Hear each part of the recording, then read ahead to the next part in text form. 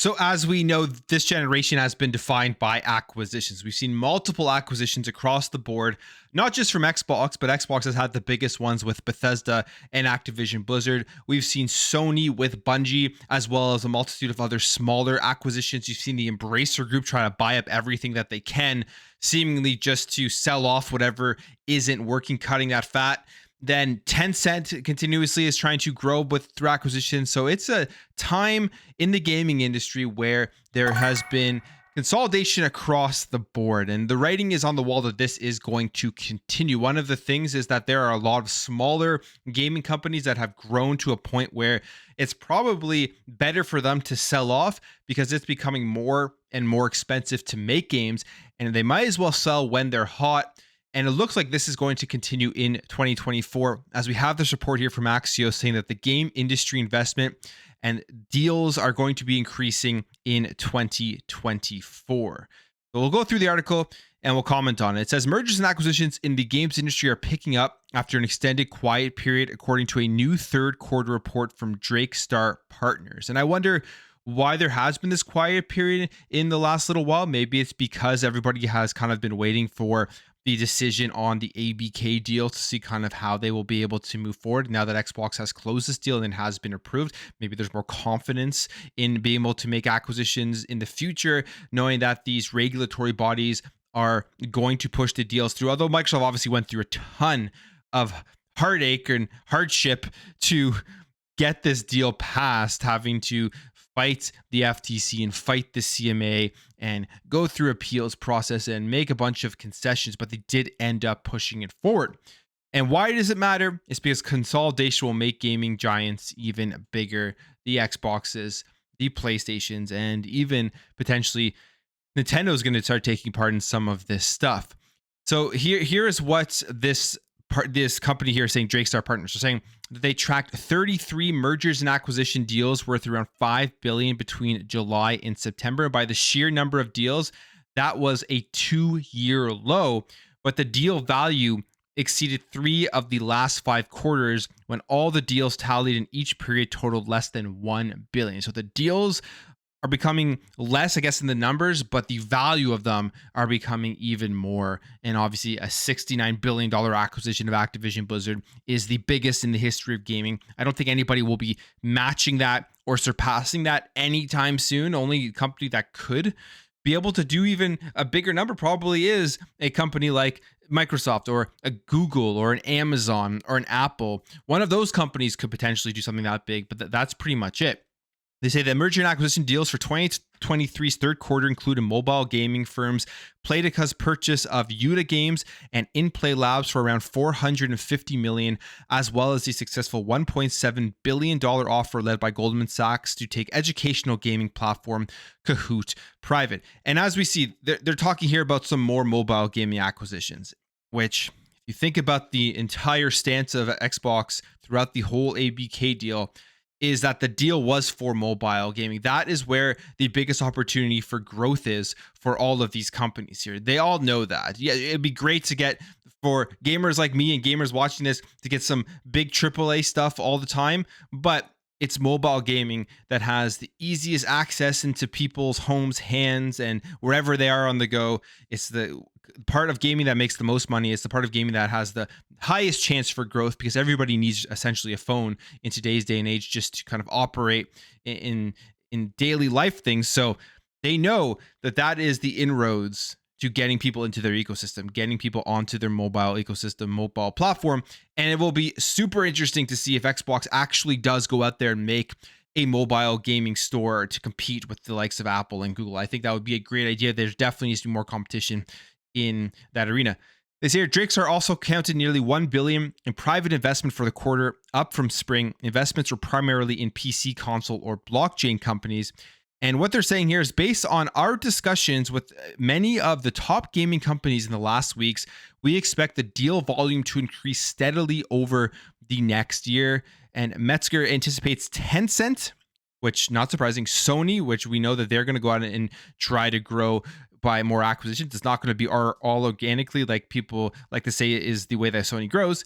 Take-Two and Savvy Scopely will be the most active buyers in 2024, while the Embracer Group is expected to divest more studios. And I think the Embracer Group acquisitions have been one of the worst things for gaming over the last number of years, because of just, they don't care about the studios, they don't care about the games, they just care about getting as much in there as possible, and then just kind of cutting it down so they have a good return on investment for their investors and stuff. So hopefully they don't do too many bad things, but we've seen them sell studios off. We've seen layoffs because of them. Embracer has been terrible with their acquisitions, and that's where, when people talk about the negative sides of acquisitions, Embracer Group is definitely that use case for that.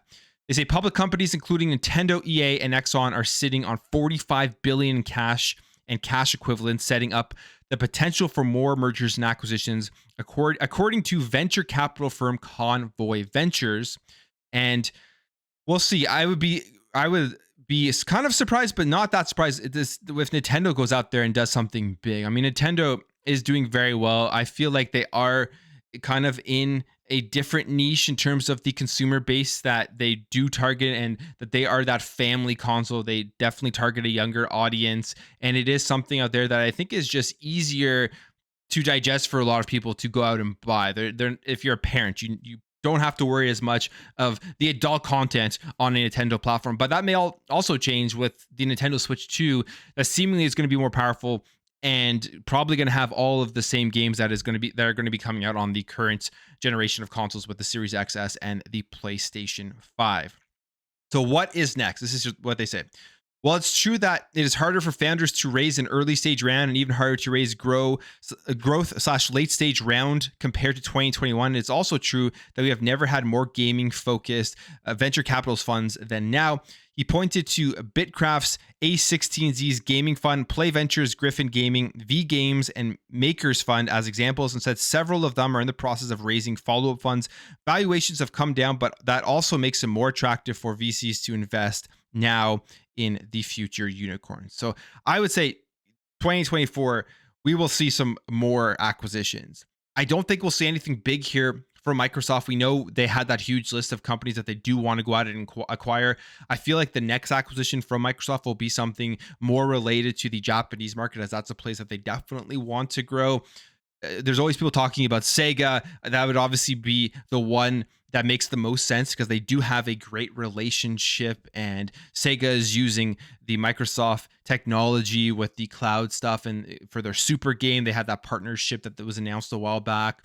Sarah Bond seemed like she was at the head of that partnership, and she is now the president of Xbox. So there's a lot of stuff here that would be pointing to Sega, but I don't think it's going to happen, but it would just make the most sense. And I do feel like a Japanese developer will be something that Xbox does end up acquiring next, but we'll see what happens. I mean, they got to, first of all, get all of their ducks in a row for the bunch of studios they're getting from Activision Blizzard, all the employees that are going to be coming over, all the resources, all the time that they have to invest in making sure that games do come out on a consistent basis and in a high quality basis. And that's why we saw that reorganization. So there's just more layers to get through before a game is released. There's going to be more quality assurance and everything, so they can avoid situations like they had with the Redfall launch on console. And when it comes to the Activision deal, it's already working.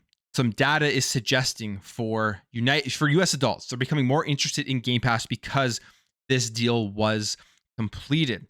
This is according to data collected by consumer analytics firm Civic Science, which has conducted polls of US adults with the aim of determining the effect of the deal and how it could have in terms of the long-term effects on getting more people interested in Microsoft's gaming offers, which would be Game Pass, which would be the console, which would just be their entire ecosystem. And this is what the results are saying. So they say, having conducted separate surveys, one in 2022 and one in 2023, asking people how likely they are to subscribe to Xbox Game Pass services now that Activision Blizzard games will soon be included. The results are currently 8% of the polled respondents are very likely to sign up for Xbox Game Pass, and 9% are somewhat likely to subscribe now that Activision Blizzard games will be included, totaling 17% of potential new subscribers. And this is up from the 2022 survey before the deal was closed, which was 5% said very likely, and then 7% said somewhat likely. So it is increasing.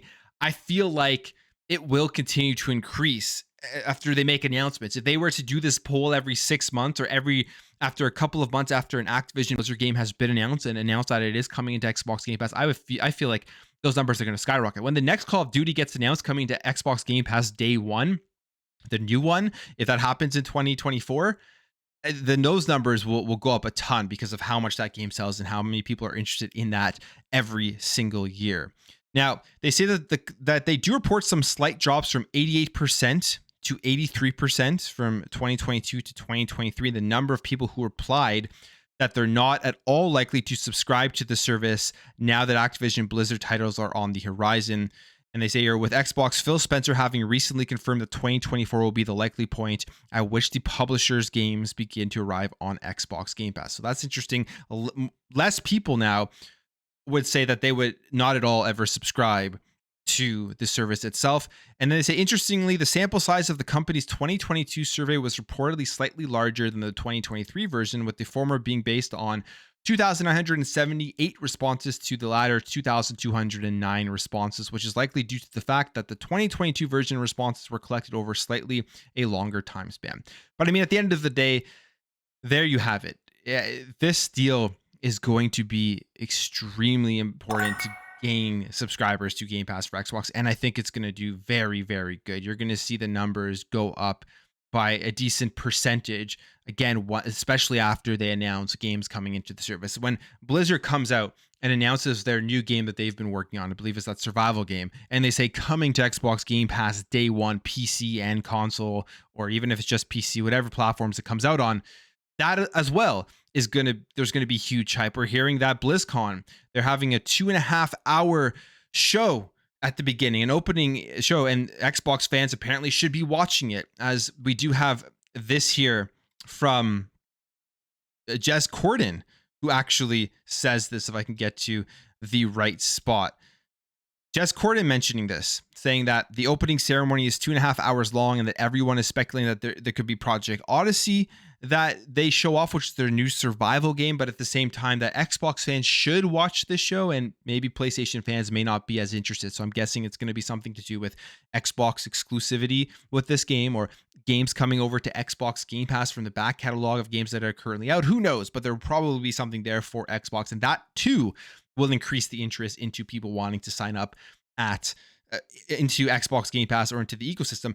And you think about the stage that BlizzCon is, how big of a show that is every single year, the amount of people that are going to see. If it didn't click in that these games are first party Xbox, it will now click in. And if it didn't click in that those games are going to be coming to a service where you can subscribe to for $15-20 a month, whatever it is now, and get access to that game plus a bunch of other stuff, a lot of people eyes are going to be open when they start showing off and marketing what is happening.